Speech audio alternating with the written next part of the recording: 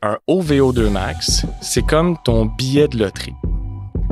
Si tu as un haut VO2 max, tu as le billet qui te permet de participer à la loterie de devenir champion du monde. Prise 1. Bienvenue à La Quête, le podcast scientifique et ludique guidé par la perpétuelle recherche de performance sportive. On est content de partager ça avec vous. Merci d'être là. Frank. Mike. Coach Frank. Très content d'être là avec toi. Moi aussi, Mike. On a des épisodes qui sont plus théoriques et d'autres qui sont plus pratiques. Et là, mon idée était de faire un épisode sur comment trouver son VO2 max. Mais évidemment, vu qu'on se base sur la science, je veux qu'on parle de la théorie du VO2 max. Qu'est-ce que c'est? Qu'est-ce qu'on entend? Comment qu'on le trouve? Etc. Donc, parle-moi un peu. Qu'est-ce qu'on entend par VO2 max? Fait que le VO2 max, c'est notre capacité à utiliser l'oxygène pour fournir en énergie une tâche, une activité physique. Okay. That's it. Fait que c'est notre capacité à capter, acheminer, extraire et utiliser l'oxygène pour fournir en énergie notre corps, nos muscles. OK. That's it. Ça, c'est la définition générale du VO2 max. Puis quand on mesure le VO2 max chez un athlète, qu'est-ce qu'on mesure exactement? On mesure le débit maximal de litres d'oxygène par minute utilisé pour fournir en énergie la tâche. Fait que ça correspond à l'intégration de plusieurs systèmes. Ces systèmes-là sont multiples et ils sont pulmonaires, cardiaques, sanguins et musculaires. Donc, en plus d'être l'intégration de plusieurs systèmes, le VO2 max, c'est aussi une intensité de travail maximale qui s'épuise environ en 5 à 8 minutes. Donc, c'est à la fois une mesure de débit maximal d'oxygène, mais c'est aussi pour toi et moi, puis n'importe qui s'entraîne d'une manière intuitive, c'est l'intensité de travail qui te permet de soutenir une tâche pour environ 5 à 8 minutes selon ta motivation. Okay. Et la raison pour laquelle on s'intéresse au VO2 max, c'est que il y en a énormément, puis on va les couvrir dans l'épisode, mais le premier que je veux te mentionner, c'est le fait que ça nous aide à prescrire l'entraînement et à mesurer si l'entraînement fonctionne. Donc, si tu t'entraînes en sport d'endurance et que tu cherches à augmenter tes performances, un de tes leviers principaux, c'est le VO2 max. Okay. Ça te permet aussi de doser ton effort au sein d'une séance, au sein d'une semaine d'entraînement, un mois, puis ainsi de suite. OK. Ouais.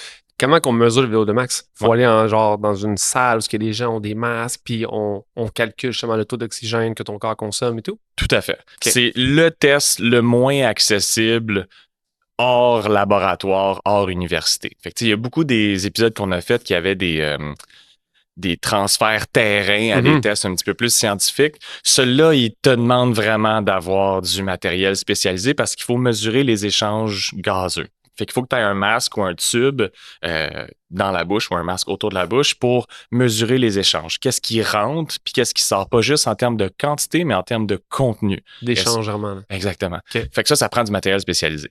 Mais le protocole du test ressemble beaucoup à des choses qu'on a mentionnées ensemble, à savoir, c'est un test progressif, maximal, qui t'amène à l'épuisement et tu vas atteindre ta consommation maximale d'oxygène vers la toute fin du test. Et cette mesure-là va être enregistrée par le chariot métabolique, ce qui analyse tes échanges gazeux. Et de là, on va pouvoir faire plusieurs calculs pour t'aider à guider ton entraînement ou aider ta réhabilitation cardiovasculaire si, mettons, tu es quelqu'un qui a des problèmes cardiaques ou t'es pas un athlète. Souvent, on parle d'athlète, mais le VO2 max, c'est aussi une grande composante médicale. OK. Puis si j'ai pas accès à chemin de clinique ou université où est-ce que je peux faire le test, est-ce que je peux estimer mon VO2 max? Tu peux. Tu dois absolument avoir certaines informations. Tu dois absolument avoir soit une vitesse ou une puissance de travail. Avec ces deux informations-là, tu peux faire des conversion entre la dernière vitesse soutenue ou le dernier palier de ton test maximal progressif que tu as réussi à compléter, puis de le convertir en VO2 max approximatif. Fait que tu as une mesure directe, puis tu as aussi une projection sur si, mettons, tu avais eu un masque, qu'est-ce que tu aurais eu à peu près comme résultat basé sur le poids de ton corps, l'intensité de travail, puis le temps que tu as soutenu cette intensité-là. Fait que mon VO2 max, ce serait le dernier palier auquel j'ai réussi à maintenir ma puissance. Ben ça serait, à la course. En fait, techniquement, ça serait ta puissance à VO2 max ou ta vitesse à VO2 max. La mesure de VO2 max, c'est vraiment juste respiratoire. Fait que c'est au sein du test, à quel moment est-ce que tu as atteint tes valeurs maximales de consommation d'oxygène? pendant que tu es actif. Parce que des fois, le moment que tu arrêtes immédiatement après, c'est là que tu as vraiment un overshoot. Puis des fois, tu as tes valeurs maximales qui sont atteintes, mais comme tu n'es pas allé fort, on enlève ces valeurs-là. OK, je vois. Et aussi, si jamais tu voulais juste faire un protocole progressif maximal à vélo ou à la course à pied, il existe des équations de conversion. Fait que par exemple, que tu fais ton test de course à pied, tu augmentes ta vitesse à chaque 2 minutes, puis tu te rends à 15 km/h, mettons. Tu échoues après que tu essayes 16, ça ne marche juste pas. Ouais.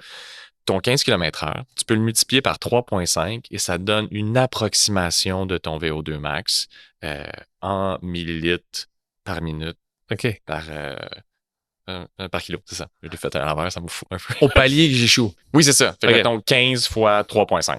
Fait que ça donnerait 52, je pense. Gros. Ouais, je pense que c'est ça. Là, tu me parles. En tout cas, bref, c'est 3 fois 15, ça fait 45, plus 3 fois la 5. moitié de 15, ça fait 7,5, fait que ça fait 52,5. Voilà, excellent. Fait que, donc voilà, approximation. Et à vélo, il y en existe qui sont un petit peu plus compliqués, fait que moi, lire mon ordinateur en même temps que je l'ai dit, mais pour avoir une approximation de ton VO2 max en millilitres par minute, tu vas quand même devoir ajouter ton poids après. Fait que faites ça dans vos calculs à la maison. Tu fais la PAM, donc le dernier palier que tu as atteint dans ton test progressif maximal à vélo ou dans ton 5 minutes all-out, parce qu'on a dit que ça, c'était une des manières de le faire. Qui sont des paliers de 3 minutes en vélo. Oui, c'est ça. Ouais, mettons que tu augmentes de 20 à 30 watts par palier selon c'est quoi ta PAM espérée. Tu vas faire 12,35 fois ta PAM, puis tu vas ajouter 300. Ça va donner un gros chiffre. Mais là, c'est des millilitres par minute. Fait qu'il faut que tu divises par ton poids en kilogrammes. Ça te donne une approximation de ton VO2 max en fonction de ton test de PAM que tu as fait, même si tu n'avais pas d'échange gazeux analysé. OK. Mais ça reste un peu pas aussi précis parce que je pense que c'est des paliers de 2 minutes. Si j'échoue après 10 secondes, c'est pas comme si j'échoue après 1 minute 50. Exact. T'sais. Mais ça, tu peux le factoriser. Puis j'ai peut-être pas été assez clair là-dessus. Mettons que tu échoues après 1 minute 50 sur 2 minutes. Tu pourrais te donner 90% de ce palier-là. Mettons 1 minute 50 sur 2 minutes, c'est à peu près 90%. Là. C'est pour ça que je te dis ça. Si tu as fait 1 minute sur 2 minutes, tu t'ajouterais 50%. On s'en va. Fait que mettons que tu as fait, on reprend l'exemple de tantôt, 15.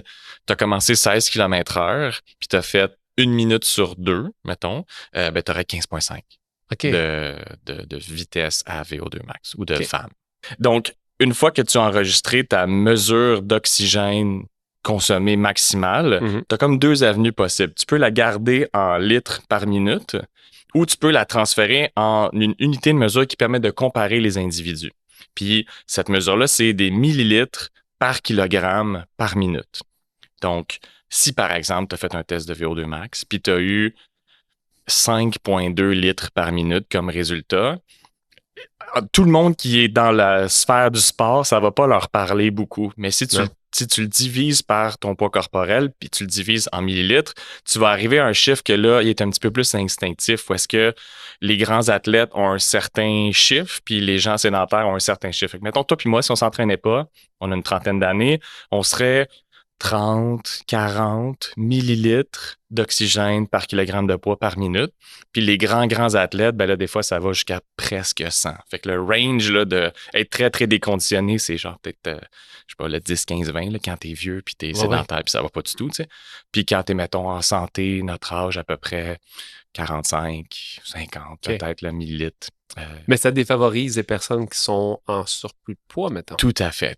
C'est pour ça qu'on regarde les deux manière de mesurer, d'apprécier, le VO2 max, de regarder en absolu puis de regarder en relatif avec le poids de ton corps. Avec ton sport aussi, mettons. Oui, c'est ça. Mais juste avant, je veux juste revenir à ce que tu disais sur le poids parce que c'est une composante importante.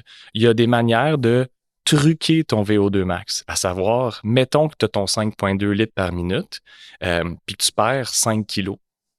Ben, tu vas avoir un meilleur score relatif de VO2 max, mais tu n'auras pas augmenté ta capacité maximale d'oxygène, tu as juste réduit ton diviseur, dans le fond. Fait que tu as un meilleur score relatif. Donc, on essaie de regarder les deux à la fois pour apprécier les changements de composition corporelle, surtout si, comme tu faisais référence, tu travailles avec des gens qui peuvent perdre du poids dans le processus.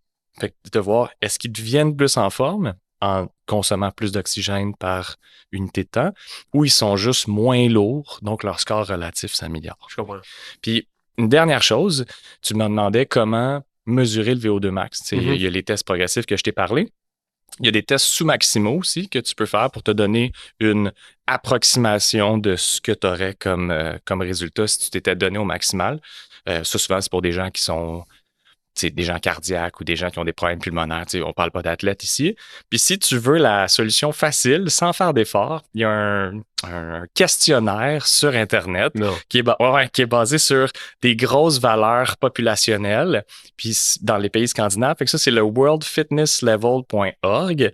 Puis tu fais juste répondre à plein de questions qui font l'agrégation de plusieurs sphères de ta vie, ton niveau d'éducation, la quantité d'heures par semaine que tu travailles. Ton VO2 max. Ouais, comme les gens qui ont ton profil, qui ont été testés dans la banque de données, ont eu quoi comme résultat? Ils ont eu à peu près ça. Fait que c'est pas parfait, mais c'est validé, puis ça te permet d'avoir une petite idée sans avoir à payer, je sais pas, 150$ pour un test de VO2 max. OK. Peut-être aller en laboratoire pour le faire. Mettons juste question que je le recommande. Si tu es sérieux avec l'entraînement, si c'est juste, tu veux savoir là, de même, c'est quoi ton VO2 max, c'est pas grave, là, tu sais. Mais si tu es sérieux, fais des choses sérieuses. C'est clair. Puis quand on parle d'avantage de VO2 max, pourquoi je voudrais avoir un VO2 max qui est élevé? Il y a vraiment plusieurs raisons. Tu as à la fois des raisons santé, puis tu as des raisons de performance. Fait que les raisons de santé, c'est, en règle générale, meilleur est ton VO2 max et meilleure sera ta santé générale.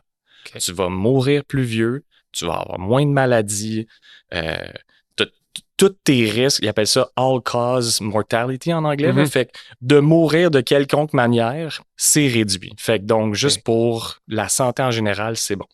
Mais puisqu'on parle de performance, parce que c'est notre pain et notre beurre. C'est la quête. C'est la quête. C'est un grand... je ne veux pas dire prédicteur, parce que je vais t'expliquer pourquoi. C'est une... Je vais te l'expliquer de même. Vas-y. Un haut VO2 max, c'est comme ton billet de loterie. Si tu as un haut VO2 max, tu as le billet qui te permet de participer à la loterie de devenir champion du monde.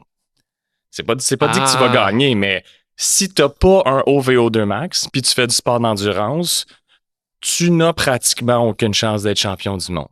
Cela dit, si tu as un haut VO2 max puis tu veux participer à la loterie d'être champion du monde, c'est pas dit que tu vas gagner par contre, parce qu'il y a d'autres composantes de performance. Mais si tu veux te donner une chance de bien performer en sport d'endurance, ça te prend un haut VO2 max. Puis après ça, on va couvrir les autres aspects qui importent plus loin dans l'épisode. Mais pourquoi ça nous importe? Parce que plus haut est ton VO2 max, meilleur est ton potentiel de succès en sport d'endurance. OK. On parle de VO2 max, on parle d'intensité. On parle de haute intensité, zone rouge, etc. Mais est-ce que si je travaille juste en endurance, zone verte, j'améliore quand même mon VO2 max ou non? OK, ça, c'est une grande question. Puis, je vais essayer de te faire ça simple. Souviens-toi, en entrée de jeu, je te disais que ton VO2 max était la combinaison de plusieurs systèmes. Ton sang, ton cœur, tes poumons, tes muscles, ainsi de suite. Si tu veux augmenter ton VO2 max, dès que tu joues sur un des éléments de la chaîne, tu augmentes ton potentiel d'augmenter ton VO2 max. Ça ne veut pas dire que tu augmentes ton VO2 max, parce qu'il y a plusieurs études qui montrent que même si tu as certains changements au niveau des sous-systèmes, tu n'augmentes pas nécessairement ton VO2 max. Fait que la réponse courte, c'est n'importe quoi qui améliore les éléments de la chaîne augmente ton VO2 max, mais en règle générale, pour augmenter ton VO2 max, on va se fier à l'intensité et non pas au volume. Tu peux augmenter ton VO2 max en augmentant ton volume, tout à fait, mais il semble avoir une valeur limite où est-ce que... Un plafond. Où est-ce que passer un certain volume hebdo, tu n'auras plus de changement de ton VO2 max par le biais de la basse intensité. Il va falloir que tu fasses un peu de haute intensité. Puis, il y a quand même un grand débat sur le changement à court terme puis le changement à long terme. Puis ça vient un peu en partie de comment les études sont faites. Tu recrutes des gens, ils font un protocole sur une certaine durée, tu analyses les résultats puis tu les publies. Tu sais. Tu vas rarement avoir des cohortes qui vont suivre une étude sur 5 ans.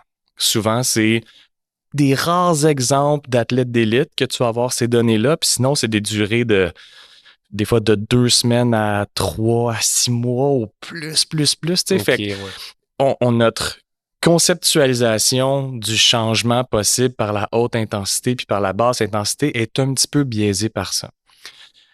Ma conception, ma compréhension de la littérature, c'est que les changements profonds et lents qu'amène le sport, l'entraînement de basse intensité, ils prennent du temps à se manifester, mais c'est ceux qui supportent le plus longuement ton développement à long terme. Tandis que l'entraînement de haute intensité te permet d'avoir des changements qui sont très rapides, plus marqués, plus mesurables, mais ils semblent plafonner un peu à un certain point. Fait que passer, 4, 6, 8 semaines de toujours booster ton VO2 max, un moment donné, tu as une diminution des retours. Fait qu'il y a un jeu, il y a un dosage, il y a une espèce de, on appelle ça la science et l'art de l'entraînement. Ben ça, c'est un peu la partie artistique de comment tu gères l'inclusion de la haute intensité dans la basse intensité, dans ton volume total. On va en parler plus longuement dans l'épisode, mais c'est quand même des éléments à garder en tête. Fait que j'ai fait une longue réponse, mais je résume en disant, souvent, pour augmenter ton VO2 max, c'est la haute intensité. S'il va y avoir les changements les plus mesurables, les plus rapides, les plus marqués. Si on parle d'athlètes, on parle de billets de loto pour être champion du monde. Est-ce que les gens qui font des sports très courts, on parle de sprint, des 800 mètres, peu importe, ont un VO2 max qui est plus élevé que quelqu'un qui fait des grands sports d'endurance qui sont longs? Ou non? Je dirais non, avec un bémol. Parce que tu as parlé de sprint puis tu as parlé de 800 mètres. Sprint, je suis très confiant que non. Je suis très confiant que les sprinteurs ont, pour 2 raisons différentes, un VO2 max plus bas que quelqu'un qui fait du sport d'endurance. Ces 2 raisons-là, c'est s'il fait du sprint, probablement qu'il y a un profil de fibres musculaires qui le favorise à faire du sprint. Et ces fibres-là sont généralement peu oxydatives. Ils ne se basent pas sur l'oxygène pour avoir de l'énergie, donc leur potentiel de VO2 max est plus faible, 1. Et 2, le stimulus d'entraînement n'est pas celui qui va développer ton VO2 max. Bien que l'intensité soit élevée, la durée est trop courte pour stimuler le système aérobie. Je comprends.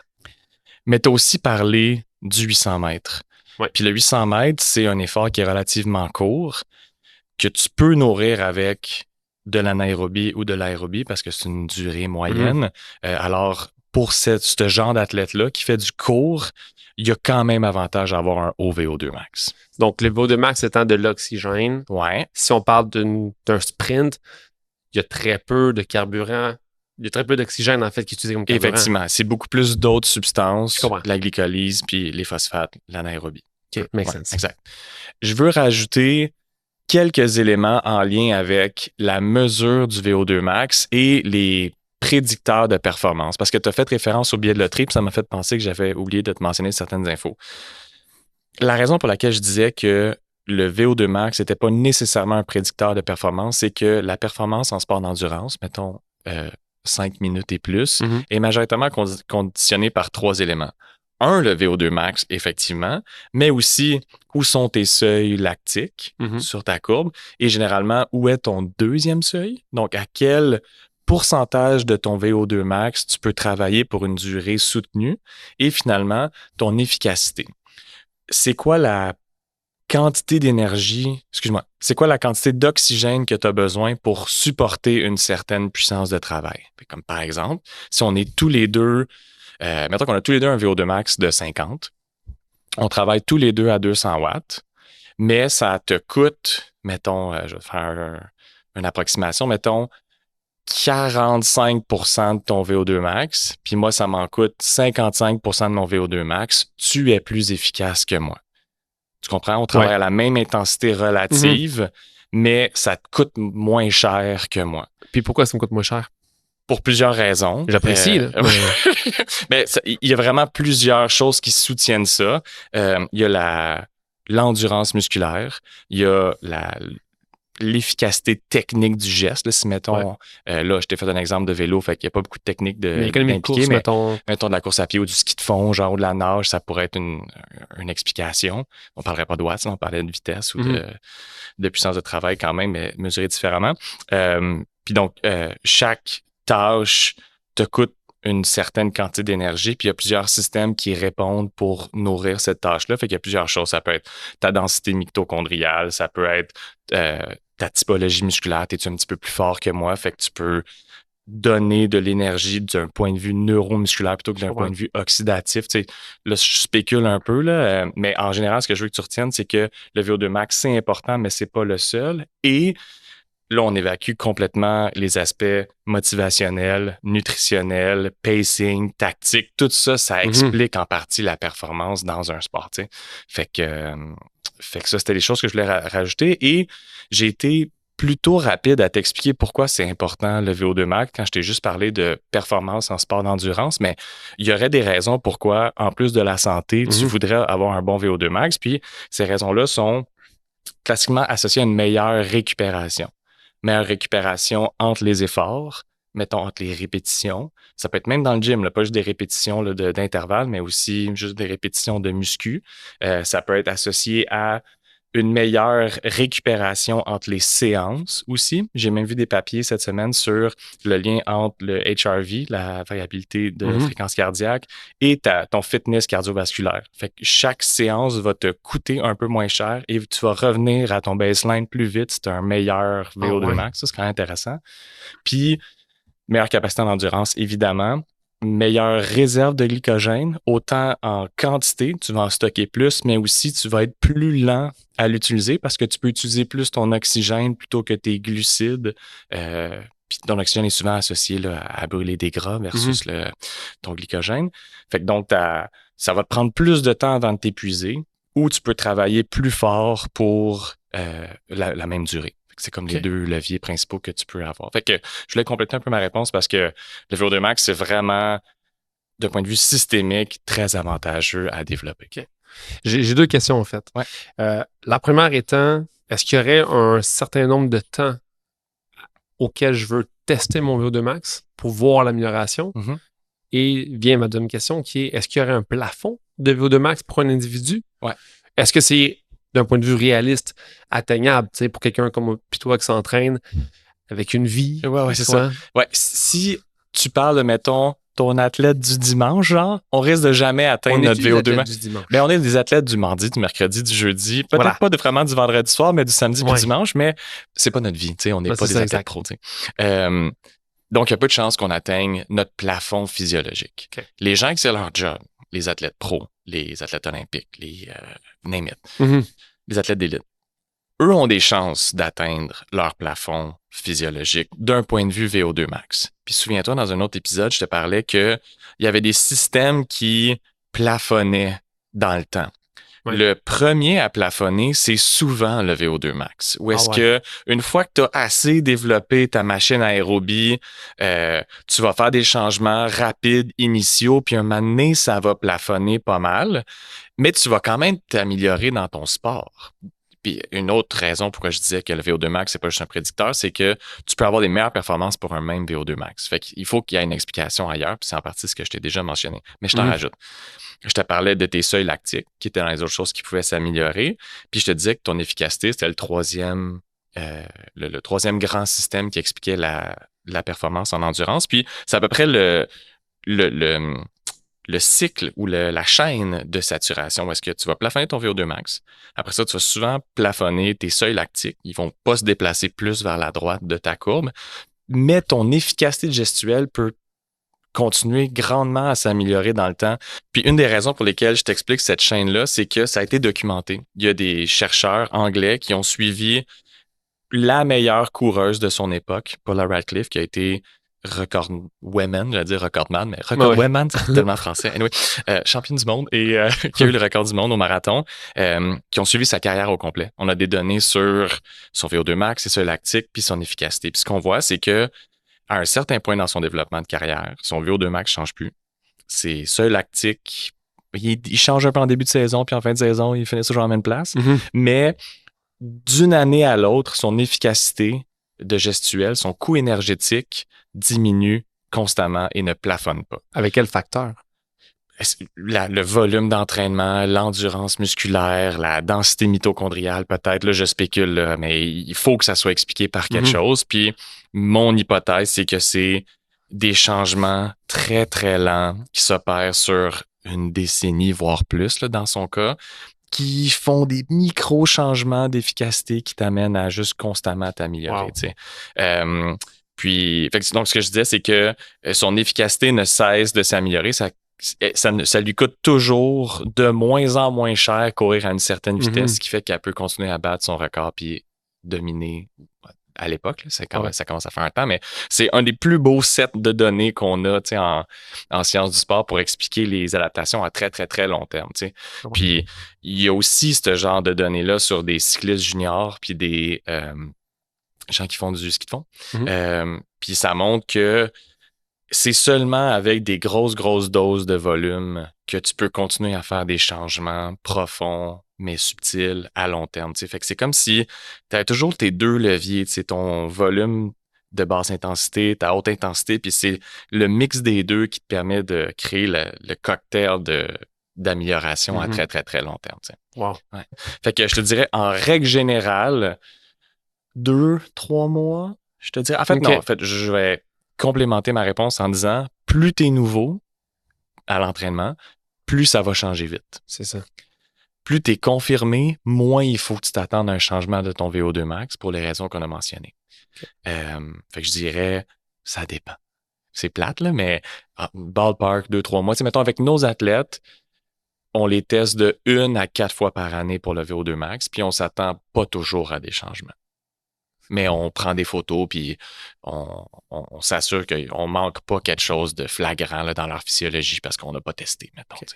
Puis quand on parle de plafond, là, tantôt tu disais que chaque athlète a son plafond, mais c'est pas le même plafond pour tout le monde. Oh no! Dans le sens où, puis là je connais sûrement la réponse à ma question, mais tu sais, étant donné que chaque athlète a un profil, comme chose, tu me disais que Pogačar, c'est quoi son lactate qui peut recycler ou je sais pas trop là? Ben, j'ai pas la mesure exacte, mais je sais que si, mettons, il y a une... Là, je peux juste spéculer, mais mettons qu'il y a une panne de 500 watts, ça veut dire qu'à 350 watts, c'est encore semi-confortable. Puis toi puis moi, 350 watts, on n'est pas en train de tourner un podcast. Fait que est-ce que la génétique et le don de Dieu vers l'athlète a un impact sur son VO2 max de base? Oui.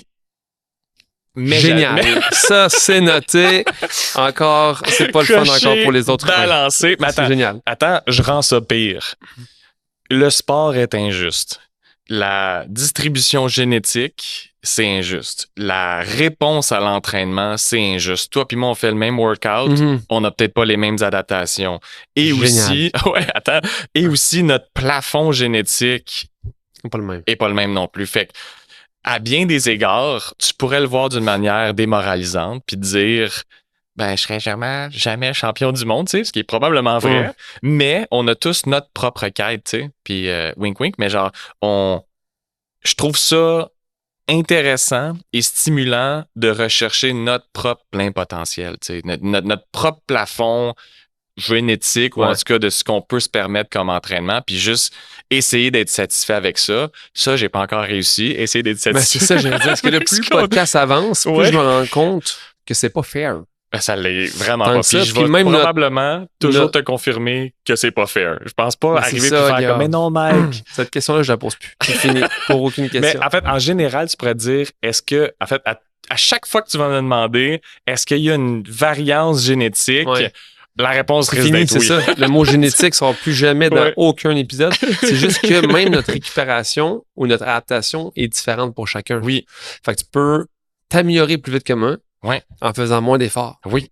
C'est l'enfer. Puis là, peut-être, là j'en sais que l'idée, ce serait d'avoir un sensor mental qui détecte notre dévouement.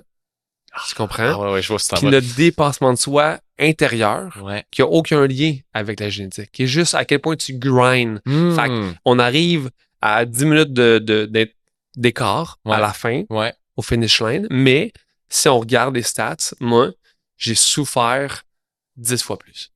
Et je gagne. Une certaine médaille. C'est ça. Peut-être une autre médaille. Une récompense pour le plus grand effort. Ouais. Ah, j'aime ça. Parce que ça, c'est pas génétique, ça. Non, vraiment pas. C'est à quel point tu peux tolérer une certaine douleur. Exact. Ou Qui a travaillé au plus haut pourcentage de son VO2 max, genre? Genre. Ouais. Mais aussi, tu sais, puis ça, c'est confession d'entraîneur, mettons.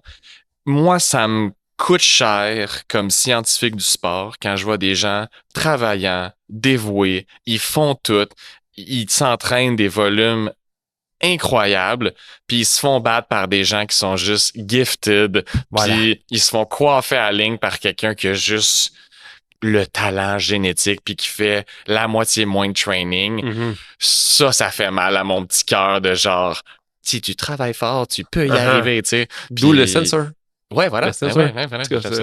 C'est un brevet. Ouais. Si on revient au podcast, sans aller dans les détails, parce qu'on va faire l'épisode sur le côté vraiment pratique de comment améliorer son VO2 max, si rapidement tu nous résumes comment qu'on peut faire en termes d'entraînement pour améliorer son VO2 max, qu'est-ce que tu nous dirais là-dessus? Je proposerais de fluctuer tes entraînements de haute intensité en fonction de ton volume total d'entraînement de la semaine et de tes disponibilités à l'entraînement. Je vais partir du très, très court puis du très, très microscopique, puis je vais zoom out. Okay? En préparant l'épisode, j'ai dépoussiéré mes notions sur l'entraînement de très, très haute intensité. Puis quand je dis très, très haute intensité, là, c'est all-in, tu squeezes tout, puis tu meurs en dedans de, je sais pas, là, 10 à 30 secondes. Là, à ce point-là intense. T'sais. Puis d'un point de vue santé, d'un point de vue métabolique, tu peux faire jusqu'à 4 à 5 fois 1 minute dans toute ta journée et quand même avoir des gains sur ta santé cardio-respiratoire et métabolique si tu n'es pas très entraîné. Évidemment, si Pogacar fait ça, ça ne changera rien. Non. Mais c'est pour dire à quel point le corps est sensible à la haute intensité. Et donc, plus tu as une disponibilité limitée à l'entraînement, plus tu devrais te fier à la haute intensité pour créer les adaptations que tu recherches. Et plus tu as du temps à ta disposition, plus tu peux varier un peu ton cocktail d'intensité. Fait que ce que je recommanderais aux gens, basé sur ta question, c'est d'analyser leur disponibilité à l'entraînement et de faire réduire la proportion que prend la haute intensité alors que leur disponibilité à l'entraînement augmente, mais de garder la quantité de minutes à haute intensité la même. Tu comprends ce que je veux dire? Fait que tu veux avoir une certaine quantité de minutes à haute intensité.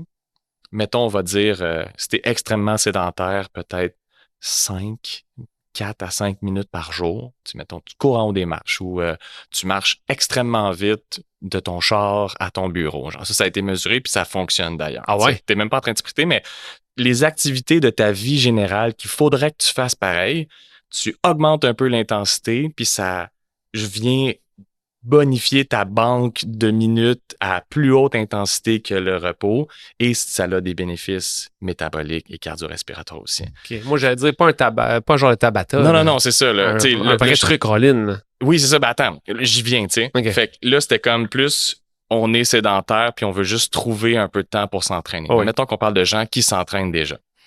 Le plus intense et le plus court que tu peux te permettre, c'est probablement des Wingate. Des 30 secondes all-in. Tu vides la tank en 30 secondes. Tu prends 4 minutes et demie de repos et tu fais ça pour plusieurs séries. Ça, c'est le plus intense, plus court que tu peux te permettre dans ta semaine. Pourquoi Wingate, by the way? On a dit ça dans plein d'épisodes. C'est le nom du test. Je pense que c'est le nom de l'institut qui a développé le test, je pense. Parce que depuis le début, je suis comme, oui, Wingate, mais j'ai aucune idée de quoi tu parles. C'est le nom du test. 30 secondes, puissance maximale. Souvent, c'est fait à vélo. Tu pédales à une certaine cadence. Tu as un décompte, 3, 2, 1, clink. Quand le clink arrive, la résistance, elle drop. Tu vides la tank puis tu essaies juste de t'accrocher. T'sais. Puis une longue pause pour récupérer, là, tu recommences. C'est ça. Fait que ça, c'est le test. Le Wingate, c'est 1 fois 30 secondes puis on mesure certaines données. Puis il y a des entraînements de type Wingate répété où est-ce que tu prends le même concept de vider le réservoir, mais tu fais plusieurs séries. Fait que ça donne des durées relativement courtes de séances et d'efforts. Là, si, mettons, tu fais 4 séries de ça, tu as fait 2 minutes d'effort. Mm-hmm. Fait que je m'égare un peu là, dans ma réponse, je m'excuse, mais en règle générale, je vais arrêter là, puis on ira plus en détail plus tard, mais tu veux protéger la haute intensité dans ta semaine, puis à ton loisir, augmenter la basse intensité. Je comprends. On fera une meilleure réponse un petit peu plus tard dans le podcast. En résumé, un 4 à 5 minutes, en général, pour les gens normaux, comme si on était des anormaux. Des fuckés. Pour les gens qui sont sédentaires, c'est assez par jour pour pouvoir voir une amélioration puis avoir un gain bénéfique sur leur santé globale à long terme, en termes de longévité, maintenant. Oui, tout à fait. OK, génial. J'ai une question qui est pas uniquement reliée au VO2 max, mais qui est reliée à d'autres épisodes qu'on a fait sur les ondes cardiaques, le lactate, etc. Mais je la pose maintenant parce que je me demande si on améliore notre VO2 max dans un sport. Disons que je cours beaucoup. À quel point ça améliore mon VO2 max dans un autre sport comme le vélo? Ouais, je comprends ta question.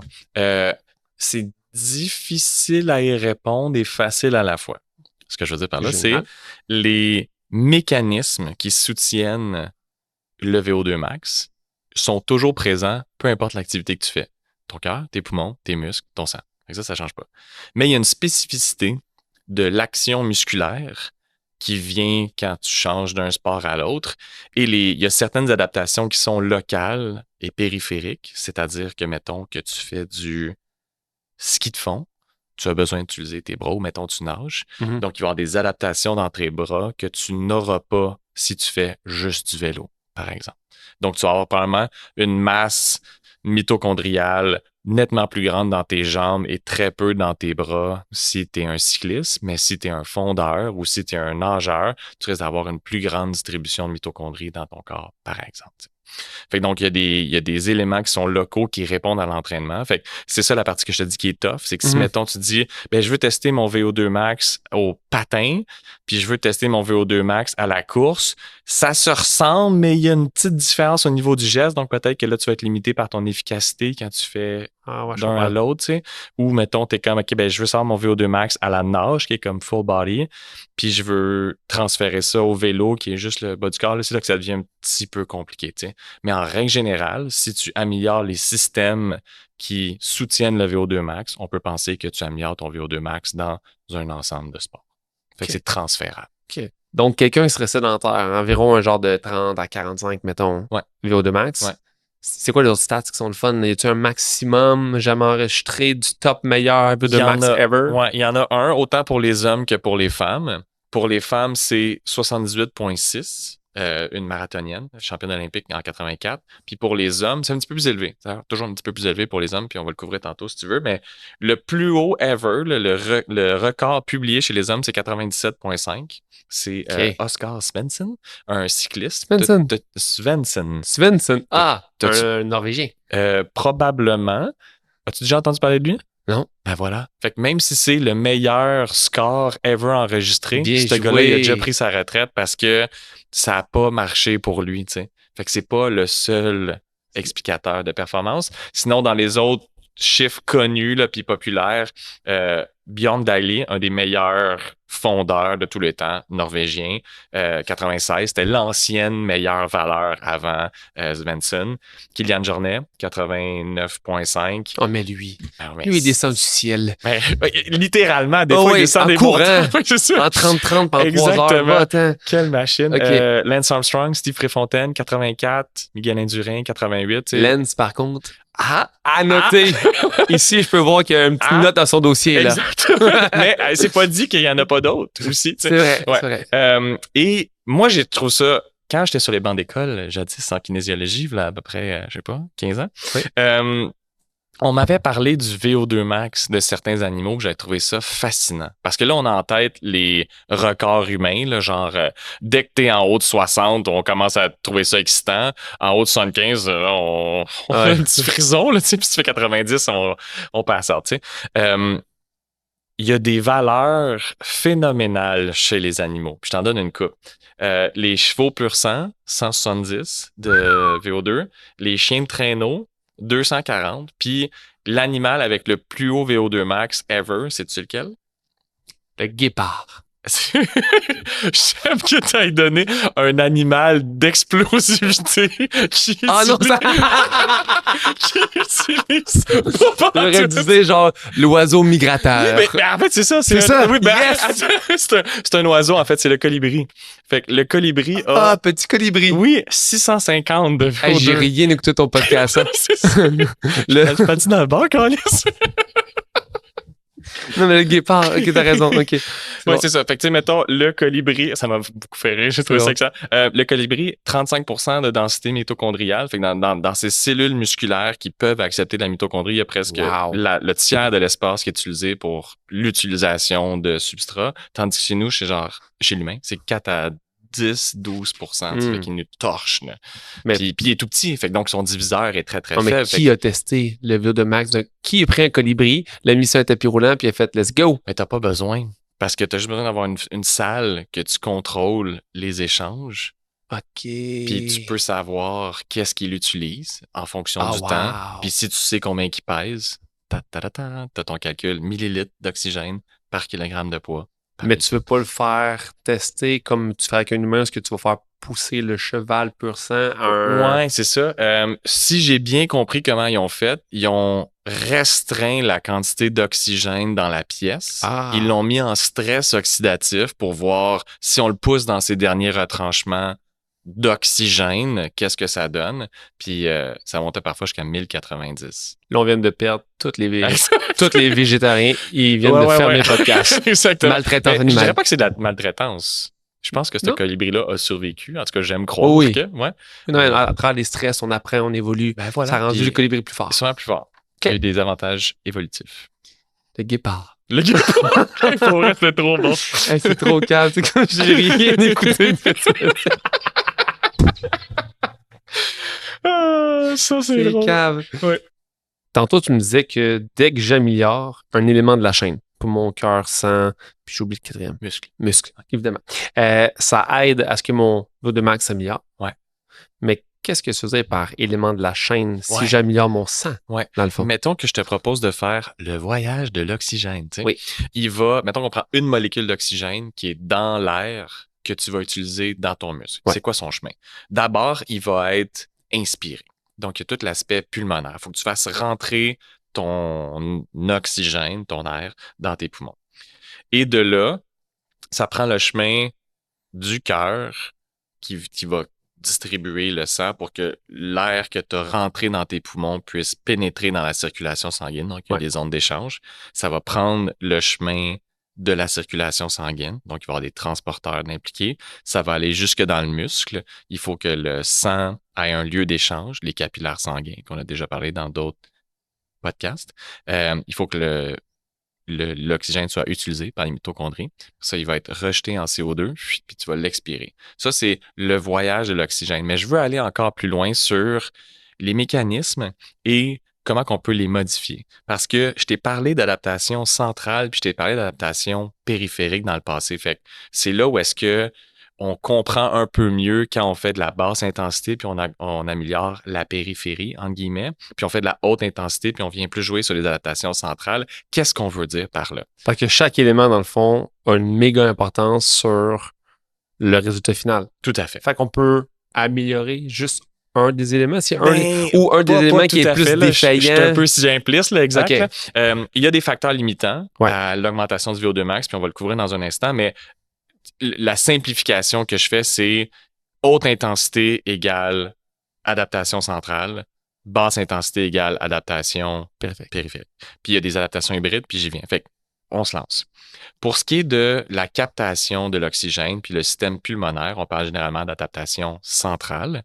Et ces éléments-là, c'est la capacité pulmonaire maximale, la quantité d'air que tu peux remplir dans tes poumons, et la diffusion d'oxygène, le fait de passer de l'espace dans tes gros ballons de tes poumons, puis pénétrer dans tes alvéoles, puis après ça, aller dans les lieux d'échange sang et oxygène. Sang et air, excuse-moi. Puis là, rentrer dans la circulation sanguine. Ça nous amène à notre deuxième grand système, le sang, la circulation. Excuse-moi. Ouais, je vais y aller là. Qui est un petit peu hybride. parce que la capacité à transporter l'oxygène dépend de ton hémoglobine. Donc, hémoglobine, excuse-moi, c'est les petites molécules dans les globules rouges qui te permettent de transporter l'oxygène. Mais il y a aussi la quantité de volume sanguin total, qui est un mécanisme qui répond à l'entraînement, et finalement la densité. Donc, il y a combien de globules rouges par millilitre, mettons, là, de sang. Ça va t'aider à transporter l'oxygène vers tes muscles.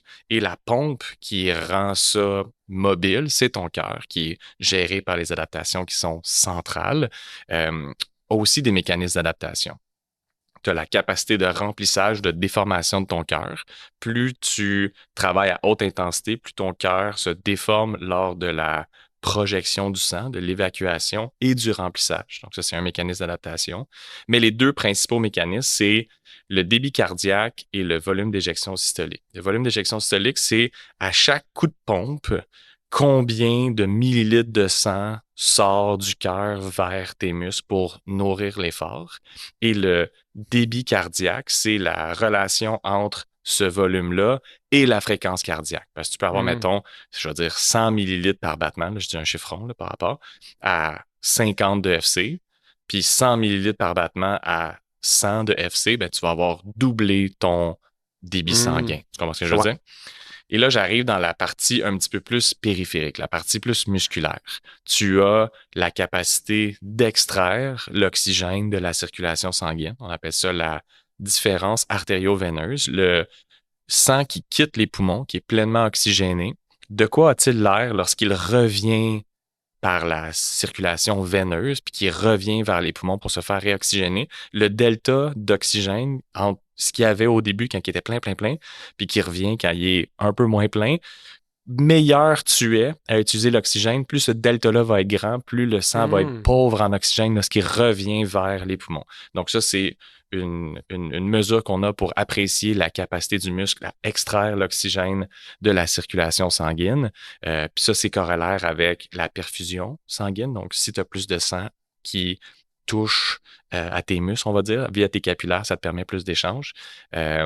Et la capacité que l'oxygène a de diffuser vers le muscle. Donc, d'avoir une différence de pression puis une sensibilité pour l'oxygène de rentrer. Fait il y a vraiment beaucoup de mécanismes qui soutiennent le VO2 max et l'aspect de l'utilisation qui est aussi une composante musculaire. Elle, ça va ressembler un petit peu plus à des choses qu'on a dit. Mitochondrie, quantité, densité, le fonctionnement mitochondrial, la capacité à rentrer des molécules par unité de temps, la quantité de transporteurs membranaires, on en a parlé, tu sais, on avait l'analogie du club dans l'épisode sur, je crois que c'était l'AFC, le lactate. La zone 2? Un zone 2. Ouais. Puis finalement, ça a une influence sur le mix de carburant que tu peux utiliser dans ta mitochondrie. Fait que je sais que c'était plutôt technique, mais je voulais vraiment couvrir ces aspects-là parce que j'ai une sensibilité en tant que, je sais pas, là, professionnel du sport de comprendre les mécanismes. Parce qu'une fois qu'on comprend les mécanismes, on peut caler les gens qui disent de la bullshit parce que t'es comme, ceci n'est pas un mécanisme corporel, tu dis de la merde. Puis, ça permet aussi de conceptualiser l'entraînement pour faire, OK, ben si j'ai telle limitation, quels sont les mécanismes qui soutiennent cette limitation-là? Puis, c'est quoi le type d'entraînement que je dois faire pour influencer, tu sais? Puis, la manière de mettre ça en mots un petit peu plus pratiques, c'est, mettons que tu fais un test maximal qui t'amène à l'épuisement. Les sensations que tu vas avoir lors de ce test-là nous permet un peu de comprendre le facteur limitant. C'est ça que j'allais dire. Ouais. C'est le fun de savoir chaque élément de la chaîne. Ouais. C'est le fun de savoir qu'on peut peut-être essayer de target un élément de la chaîne. Mais si tu me dis, oui, c'est tes capillaires sanguins qui sont pas assez bons, je suis comme parfait. Mais comment on fait ça, tu sais? Améliorer. Après ça, évidemment que je sursimplifie, là. C'est quasiment impossible de faire, on va aller améliorer, tel système, mais c'est plus, en règle générale, l'entraînement a quelques cibles. Cette cible-là change un peu en fonction de l'intensité, tu sais. Okay. Ben, je reviens à mon exemple de sensation, tu sais, pour rendre ça en mots plus pratiques.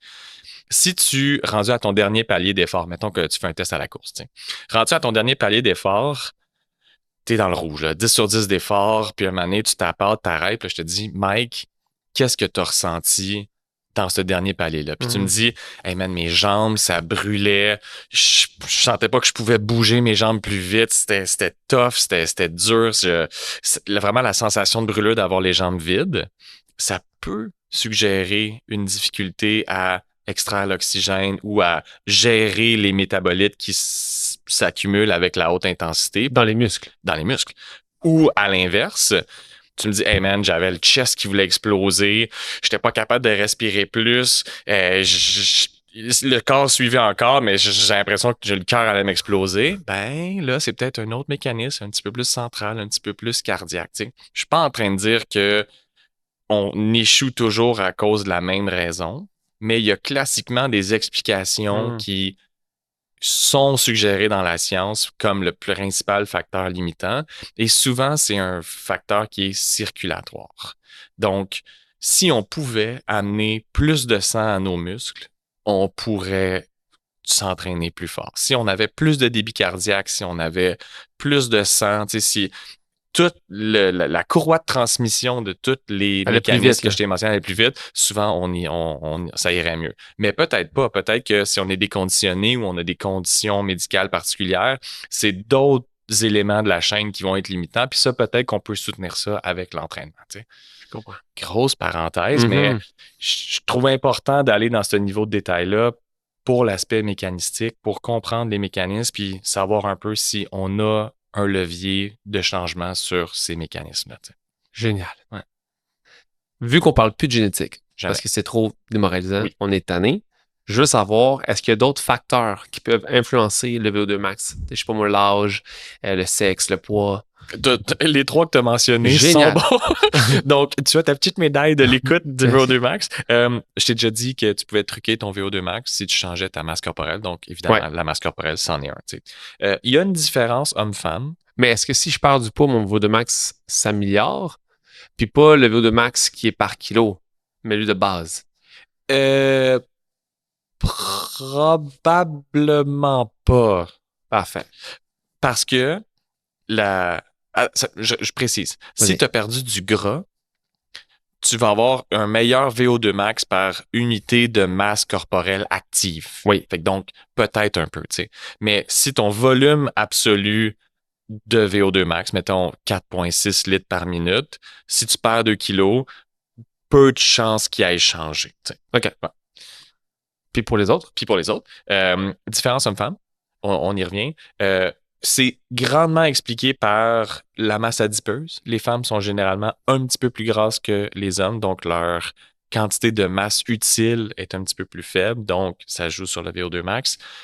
Il semble avoir des changements quant à l'hémoglobine entre les hommes et les femmes, mais je suis vraiment pas expert, mais il y a quelques papiers qui l'ont mentionné, fait que je le dis, mais je le comprends pas tout à fait. Okay. Pose-moi pas de questions là-dessus. Puis, tu sais, le poids et les dimensions corporelles, souvent, les hommes sont un petit peu plus grands, donc peut-être un volume thoracique un petit peu plus grand pour avoir plus de place pour des poumons, donc ça joue sur un des maillons de la chaîne. Okay. Voilà, mais il y a aussi l'âge. Puis là, tu trouvais que la génétique, c'était démoralisant. Assis-toi, là, ça va pas aller ensemble. Fait qu'en général, on perd environ 8% de notre VO2 max par décennie. C'est pas si pire. Mais puis en fait, deux choses. Passé 70 ans, tu perds environ 20% par décennie. Donc, l'âge avancé, mettons, ça coûte plus cher en termes de diminution. Si t'es inactif. C'est ça, c'est exactement là où je m'en allais. Mais je suis comme là, si tu me dis que même si c'est inactif, ouais, on va arrêter ça là. Ouais. Démoralisé par l'entraînement, la quête. Mais c'est ça, fait on tombe toujours de notre maximum. Fait que plus on va avoir augmenté notre VO2 max dans notre jeunesse ou à l'âge adulte, plus la glissoire négative de l'âge va être lente et progressive. Et si on reste actif aussi, c'est une chose de l'avoir boosté au plus haut possible, puis si tu deviens sédentaire, tu vas à la fois avoir le phénomène de désentraînement et de vieillissement. Mais si tu restes actif, tu as juste à combattre le vieillissement. Fait que donc, tu peux ralentir la diminution et c'est un rappel important de dire le VO2 max, c'est une composante santé cruciale pour la longévité puis la baisse des maladies. Donc, augmentons notre VO2 max d'un point de vue populationnel. On va mieux s'en porter comme société. Là, Là, tu me parles que la différence homme-femme peut être attribuée au fait que les femmes ont une masse adipeuse souvent plus élevée. Ouais. Est-ce que ça veut dire que deux personnes à poids égal, dont une personne qui serait plus musculaire, aurait un meilleur VO2 max parce qu'il est plus musculaire que l'autre qui serait plus avec une masse adipeuse? Potentiellement, parce que la personne qui est plus musculaire, s'ils ont le même poids, le corollaire de ça, c'est qu'il y a moins de gras. Ouais. Donc, il y a moins de masse inutile. Je mets des gros guillemets là-dessus, là, mais dont la capacité d'utiliser l'oxygène, tes cellules de gras n'ont pas la capacité de brûler de l'oxygène, on s'entend. Okay. Fait que donc, pour cette raison-là, peut-être. Mais je spécule, je suis pas top expert sur cet aspect-là, fait que je voulais juste montrer le fait que plus tu es lourd, plus tu viens diviser, puis tu vas réduire ton VO2 max. Ouais. Mais quant aux subtilités des tissus, OK. Tu parles de longévité. Ouais. Puis là, je ne sais pas comment prononcer son nom de famille. Et j'essaie. Vas-y. Peter. Oui. Ça va bien. Vraiment, ça va? Atia. C'est bon. C'est ça? Oui, c'est ça. Génial. Je pense que c'est Atia. Je pense pas que c'est Atia. Atia. En tout cas, il n'y a pas de H. non, mais 2 T. Je sais pas, c'est spécial. En tout cas, j'ai écouté un podcast de lui. Lui, il est très fervent, le pro VO2 max. C'est comme genre. C'est le king de la longévité. Fait que, voilà. D'une manière associative, c'est sûr qu'il va être le king du VO2 max parce qu'on sait à quel point il y a une corrélation entre les deux. Fait que dans le fond, ma question n'est plus. Elle était, car ma question était, que crois-tu de son opinion sur le VO2 max? Parce qu'il en parle tellement que justement, sur un point de vue global santé, un haut VO2 max équivaut à une plus grande longévité. Ouais. Mais la réponse est clairement oui. La réponse est clairement oui, puis c'est pas du domaine de l'opinion, c'est du domaine de je veux pas dire certitude, là, parce qu'en science, on fait attention aux certitudes, là, mais un niveau de confiance extrêmement élevé. Là, genre, il n'y a aucun doute là, sur le fait que le VO2 max amène une meilleure santé à long terme. Ça, c'est indéniable. Lui, il parle de chiffres de 50% de réduction de toute cause de mortalité, etc. Là. Ces chiffres-là sont probablement vrais s'il les mentionne. La science sur l'effet bénéfique du VO2 max sur la santé, la mortalité et les comorbidités qu'on appelle, là, donc d'avoir des maladies, mais pas nécessairement d'en mourir, ça, c'est documenté béton. Là. Parce que moi, c'est souvent un red flag. Quand je vois un chercheur qui est trop ou un convaincu, docteur, genre. Ouais, qui est comme ça, puis c'est comme une religion, je suis comme, est-ce que c'est too much? Puis finalement, il semble pas être tant comme ça. Non, OK, je comprends ton point. Je vais juste ajouter le fait que pour certaines généralités, les scientifiques ont aucun doute. Genre, le sommeil, c'est important. Faire du sport, c'est bon pour la santé. Il y a certaines... C'est pas des évidences parce qu'il a fallu qu'on les recherche, mais il y a des niveaux de confiance extrêmement élevés. Le podcast La Quête est excellent, mettons. Ça, c'est pas de l'opinion, il y a des papiers là-dessus. Mais je vais acheter une chose par rapport à la longévité. On parle beaucoup de VO2 max pour la longévité parce que c'est facile à mesurer puis c'est corrélé à beaucoup de outcomes positifs. Mais il y a de plus en plus de papiers qui soutiennent la pertinence de la force musculaire dans une belle longévité pour augmenter la quantité d'années où est-ce que ta qualité de vie est bonne, là, pas juste ton espérance de vie, mais je cherche le terme, là, mais la quantité de vie, la durée de vie utile, ou en tout cas, c'est pas tout à fait ça. Moins genre, tu sais. Moins à risque. Qualité de vie, c'est ça. Et il y a de grandes... il y a un niveau de confiance de plus en plus élevé sur la pertinence de la force pour le maintien des fonctions, le maintien de l'autonomie quand on vieillit. Parce que avec le vieillissement, ben là, c'est à peu près comme la génétique, là, c'est juste des mauvaises nouvelles. Mais en partie pour les fibres de type 2. Les fibres explosives, les fibres plus fortes sont celles qui sont le plus susceptibles de péricliter avec l'âge. Fait que l'entraînement de haute intensité ou du moins l'entraînement musculaire permet une préservation de ces fibres-là et donc d'augmenter tes capacités de force et donc d'accomplir des tâches à une intensité plus élevée qui t'amène à un plus haut VO2 max. Puis la roue tourne. OK, génial. J'essaye un autre nom de famille. T'es prête? Attends, avant, je veux te rajouter quelque chose d'autre. Vas-y. C'est une des rares, le VO2 max, c'est une des rares qualités qui n'amène aucun plafonnement des bénéfices en lien avec la longévité. Fait que, par exemple, si tu as 30... Tu sais, mettons, en général, je vais reculer d'une phrase, la plupart des systèmes physiologiques, il y a une diminution des retours qui s'installe.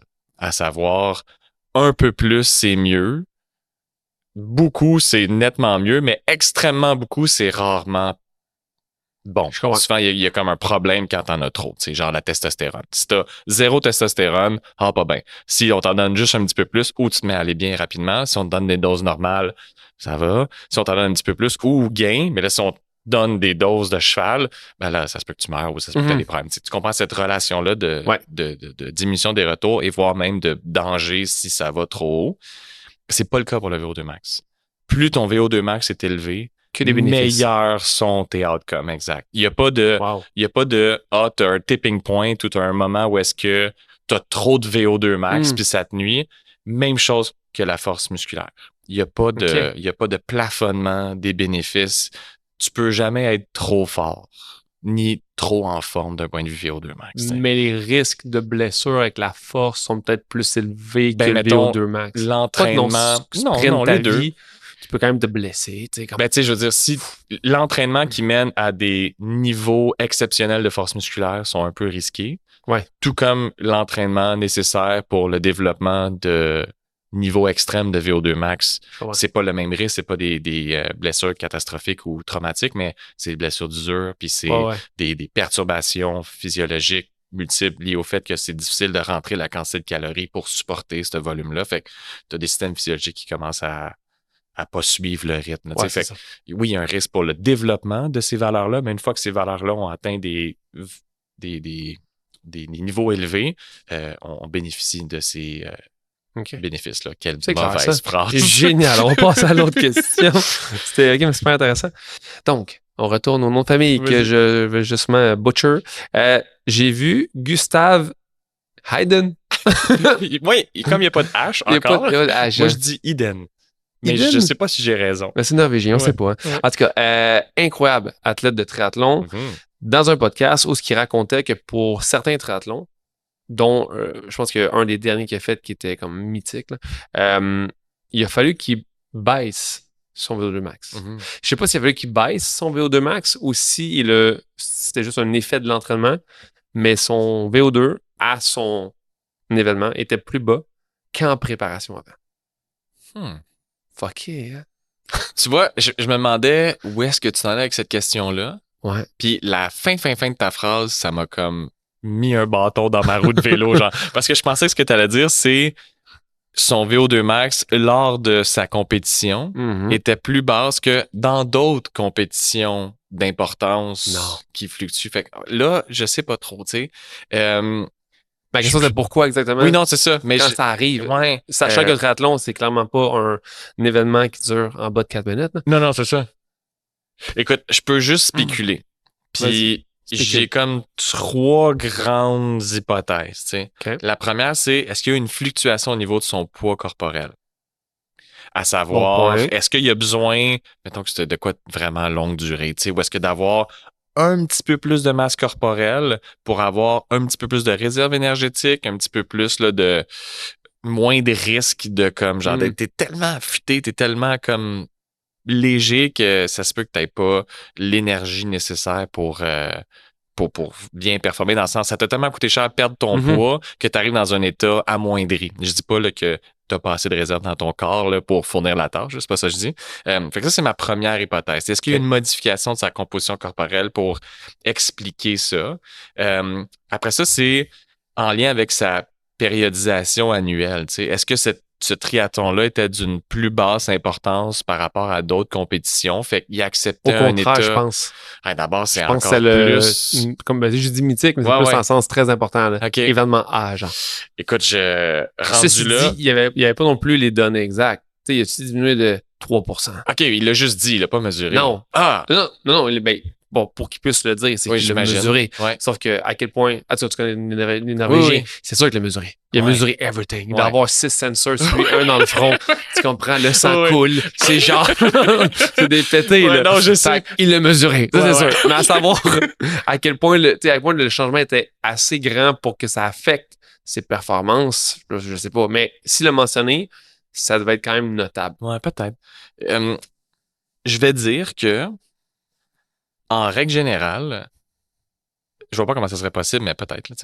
Là, si tu peux travailler à un plus haut pourcentage de ton VO2 max, ça va augmenter ta performance.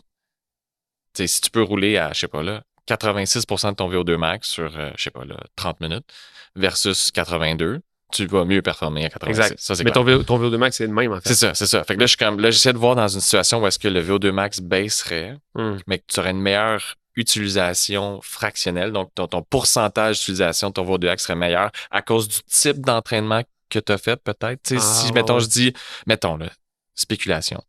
Ils ont baissé leur volume total d'entraînement grandement parce qu'ils faisaient leur taper, ce qui est recommandé.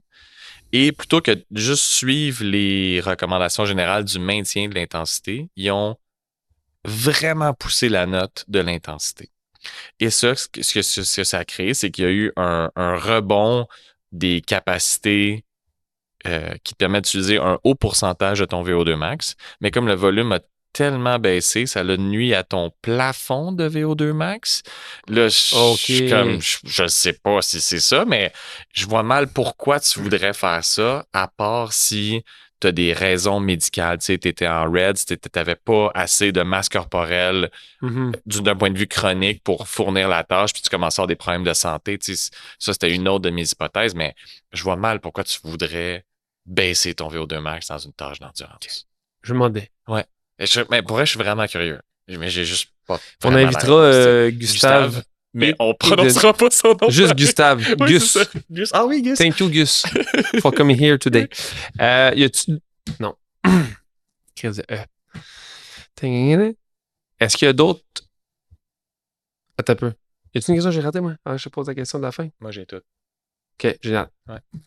Est-ce qu'il y a d'autres points qu'on n'a pas abordés par rapport au sujet que tu voudrais me partager? Bien, il y en a deux principaux. Puis le premier, c'est juste comme un point de curiosité, mais c'est vraiment intéressant parce que ça ramène à ton aspect de génétique, puis ça va peut-être te donner espoir. On parle plus de génétique. Je sais, mais attends, peut-être que ça te donne de l'espoir. Parce que moi, je parle de FTP. Oh. Non, je veux pas. OK, check bien ça. Il semble avoir une relation inverse entre un haut VO2 max et ton efficacité. C'est peut-être un problème physiologique, là je me sens en gros guillemets, d'avoir un très haut VO2 max parce qu'il y a des données qui commencent à suggérer que ceux qui ont des très hauts VO2 max ont aussi des efficacités gestuelles un peu moins bonnes. OK. Parmi l'élite, là, tu sais. Ouais. Fait que, mettons, ça veut dire que puisque le VO2 max est corrélé à ta performance, mais pas un prédicteur, ça veut dire que si tu fais partie de l'élite mondiale, tu as d'autres choses en ta faveur. Fait que si c'est pas le VO2 max, c'est peut-être tes seuils lactiques ou c'est peut-être ton efficacité gestuelle, tu sais. Puis, il y a une couple de papiers qui commencent à sortir qui analysent les gens qui ont des très hauts VO2 max, puis c'est comme si c'était la manifestation d'une certaine inefficacité oxydative, tu sais, où est-ce que pour être à, je sais pas, 60% de leur VO2 max, ils travaillent à, je sais pas, là, 300 watts, là, je dis n'importe quoi, versus leurs compétiteurs qui sont aussi à 300 watts, eux vont être à 45% de leur VO2 max ou 50% de leur VO2 max, où est-ce que poussés dans leur dernier retranchement ou à cause d'une exposition chronique à une inefficacité gestuelle, leur VO2 max doit augmenter considérablement pour soutenir la tâche d'endurance. Tu comprends? Ouais, fait que, comme il y a plusieurs leviers que tu peux jouer pour augmenter ta performance en endurance, c'est possible, mais pas garanti que si tu as un très haut VO2 max, il y ait un aspect qui soit pas aussi bon ailleurs. Tu sais, c'est comme si il faudrait que les astres soient vraiment alignés pour que tu aies un très haut VO2 max, des extrêmement bons seuils lactiques puis une efficacité du tonnerre. Tu serais probablement champion du monde. Okay. Mais comme tout le monde a un certain mix de ces paramètres-là, on commence à voir que parfois un très haut VO2 max implique une efficacité basse, donc ça te coûte toujours cher, fait que ça te prend un système qui permet de supporter ça, puis ça passe par un haut VO2 max. OK, je comprends. C'est intéressant, ça. Puis l'autre affaire, c'est, on a vu aussi chez des athlètes d'élite que, tu sais, je te parlais tantôt, la composante circulatoire du sang dans le corps était le principal limitant en endurance, mais on commence à voir pour ceux qui ont des extrêmement bonnes machines d'aérobie que des fois, le sang, il passe trop vite pour que l'oxygène diffuse des poumons à la circulation sanguine. Donc, on pousse potentiellement le système de diffusion de l'oxygène des poumons vers le sang dans ces derniers retranchements et potentiellement aussi le flux d'O2 dans la mitochondrie qui commence à être à ces derniers retranchements à FC max et tout. Fait que avant, c'était suggéré, c'était pas garanti, mais c'était suggéré que la circulation était le limitant. Mais là, il y a comme des cracks dans l'hypothèse de la circulation, alors que nos appareils de mesure sont un petit peu plus sophistiqués, puis on peut distinguer certains manquements physiologiques. C'est moins clair c'est quoi le principal limitant. Ça reste l'hypothèse principale de la circulation, mais je trouvais ça intéressant de voir que alors qu'on progresse dans notre compréhension de la machine humaine, on change petit à petit notre appréciation des systèmes, puis peut-être que ça va même influencer l'entraînement éventuellement quand on va encore mieux en comprendre. Tu sais. Mais si un des facteurs limitants, c'est la circulation sanguine, qu'est-ce que je fais, moi? Il faut que tu trouves une manière de expulser plus de sang par battement. Tylenol. Guépard. Puis ça, c'est ça, ça passe généralement par le travail de haute intensité. C'est ça. Ouais. OK. Il y a une... Puis ça, c'était peut-être une passe sur la palette pour le prochain épisode sur comment augmenter son VO2 max. Tu sais. Ah! Mais raté la passe bien raide, mon gars. T'avais la tête baissée, puis j'ai fait mon move. Pas regardé. T'as passé à l'aveuglette, là. Oui. Donc, on parlera de comment améliorer son VO2 max dans la prochaine épisode qu'on va tourner dans 5 minutes. Exact. Mais altitude. Oui. Petite note que je me suis mis ici. Étant donné qu'on parle de VO2 max, on parle d'échanges gazeux et tout, s'entraîner à altitude pour aider mon VO2 max? Ça, c'est que je vais penser. Oui. Voilà. Oui, mais moi, dans ma tête, on va faire un épisode entier sur l'altitude. L'altitude et les méthodes environnementales. La chaleur, l'altitude, l'hypoxie. J'aimerais ça qu'on aille plus en détail que je commence à t'expliquer les différences entre t'entraîner high, vivre l'eau, mais oui, en général, de stresser l'organisme en ayant moins de disponibilité d'oxygène, ça pousse certains systèmes dans leur retranchement plus facilement et donc tu as des adaptations. OK, très cool. Frank, faut que je te laisse. J'ai un autre épisode à tourner sur comment améliorer son VO2 max. Je t'y vois. Voilà. Merci, Frank. Merci, Frank. Merci d'avoir été là avec nous. Pour toute question, désir d'approfondissement ou même pour des demandes spéciales, écrivez-nous. Pour nous joindre, vous pouvez nous écrire par la poste, mais l'idéal, ce serait via notre page Instagram, La Quête Podcast. D'ici là, bon entraînement!